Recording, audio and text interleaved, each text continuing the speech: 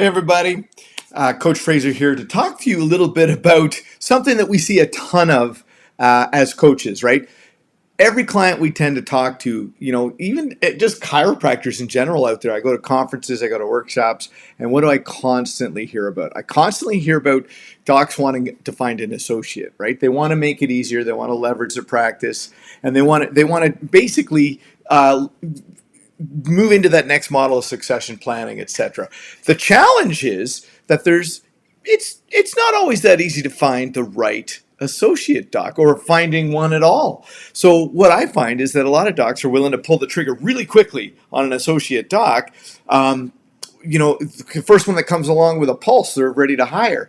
And that's a big mistake. So we're going to go through this is who you do not want to hire, and there's for good reasons, because if you hire and you hire quickly and you don't go through your due diligence and you make your effort, you're going to end up with a lot more headache at the end of the day. So let's talk about three key pieces when you're hiring an associate, and specifically, you do not want to hire first one, mindset.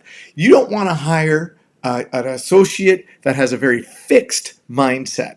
Why? Because they already have a set way of doing things. They already know that they've got, they may feel like they know everything they need to know.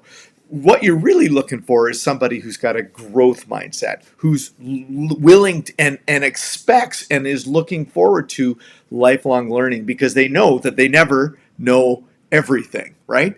I mean, that's reality, gang. You want someone who's green and growing, not ripe and rotting. So really be conscious of whether their language and their discussion makes them sound very fixed or growth mindset focused. Okay.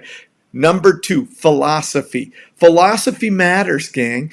We coach chiropractors in both left and right, and obviously most people are in the middle. But the reality is you got to have a similar philosophical concept of healthcare and chiropractic and or physiotherapy or whatever discipline you're in. You've got to have them line up with your big picture philosophy. If they don't, then don't hire them. That's going to be an awful fit, because it's just not going to be a good long-term relationship. So again, philosophy matters, mindset matters. Doesn't matter if you're looking at even other allied healthcare people. They've got to fit into your team. They've got to fit into the overall vision of your model.